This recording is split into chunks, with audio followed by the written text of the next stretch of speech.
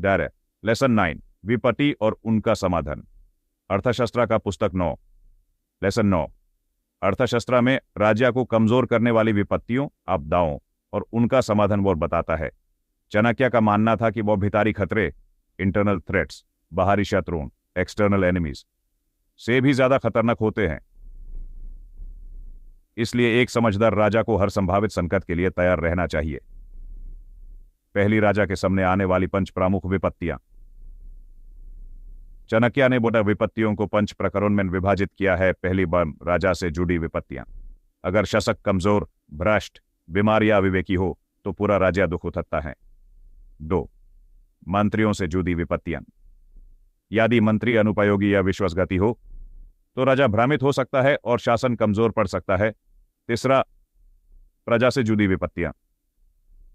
यदि नागरिक अत्यधिक कर, अन्याय या अकाल से पीड़ित है तो विद्रोह हो सकता है। 4 सेना से जुड़ी विपत्तियां। यदि सैनिक संतुष्ट नहीं है, उनका नेतृत्व दुर्बल है या उनका विश्वास राजा पर नहीं है तो सेना बिखर सकती है।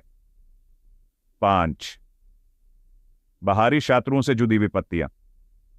दुश्मनों का आक्रमण, गुप्त षड्यंत्र या अन्य राज्यों की छल योजनाएं खतरनाक हो सकती हैं। 2 विपत्तियों से बचने के उपाय। संकट का पता चलने पर तुरंत कदम उठाना चाहिए ताकि विपत्ति बड़ी ना हो। गुप्तचर और मंत्री अंडे निरंतर राज्य की स्थिति पर नजर रखें।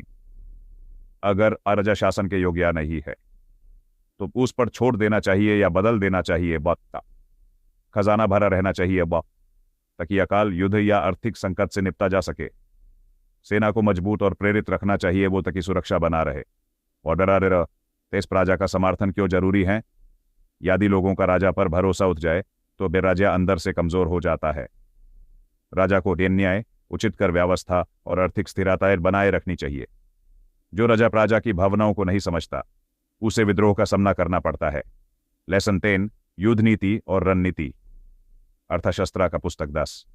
लेसन 10 अर्थशास्त्र में युद्ध के विभिन्न प्रकारों, सैनिक रणनीति और दुश्मनों पर विजय पाने के तरीकों का वर्णन है।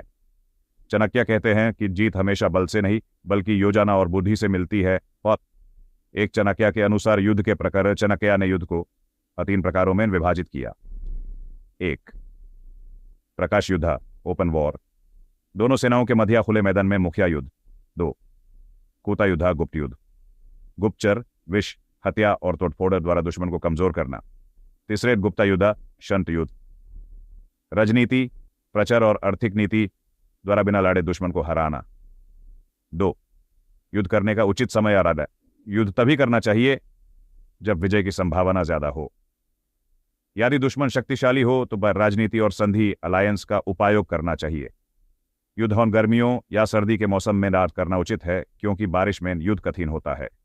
3 विजय के लिए रणनीति। दुश्मन की कमजोरी पर वार करना चाहिए, उसकी शक्ति पर नहीं। अगर दुश्मन की सेना मजबूत हो तो युद्ध गुप्तचर, आर्थिक संकट और राजनीतिक विद्रोह द्वारा कमजोर करना चाहिए। शांति समझौता, पीस ट्रीटी होने के बाद भी दुश्मन पर पूरा विश्वास नहीं करना चाहिए। 4 गुप्तचरों का महत्व। दुश्मन की सेना और राज्य में गुप्तचर भेजने चाहिए जो गोपनीय जानकारी प्राप्त कर सकें। दुश्मन की सेना के बीच अंतर्विरोध पैदा करना चाहिए ताकि वो आपस में लड़ने लगें। दुश्मन के सैनिकों और मंत्रियों को भ्रष्ट, ब्रेबे करके या धमकी देकर अपनी ओर मोड़ना चाहिए। 5वीं सेना की उचित देखरेख। सैनिकों को उचित वेतन, सम्मान और प्रोत्साहन दर मिलना चाहिए ताकि उनका मनोबल बना रहे। सेना के अधिकारी, ऑफिसर्स खुद युद्ध के मैदान में सैनिकों के साथ लड़ी न ताकि उनमें विश्वास बना रहे। एक छोटी पर प्रेरित सेना एक बड़ी पर निरुत्साहित सेना को हरा सकती है। पाथ 9 और 10। पाथ 9 बताता है कि एक राज्य भीतर की कमजोरी और विपत्तियों से ज्यादा खतरे में होता है। इसलिए एक पर मजबूत राजा, मंत्री, सेना और अर्थव्यवस्था जरूरी है।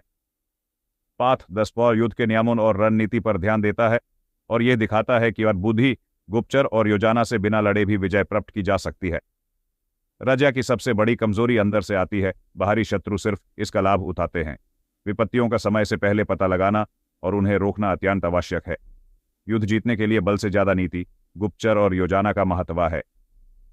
अर्थव्यवस्था और प्रजा का विश्वास बना रहना राजनीतिक और सेना शक्ति के लिए आवश्यक है। सैनिकों का मनोबल और उनका नेतृत्व एक विजयी सेना का मूल आधार है।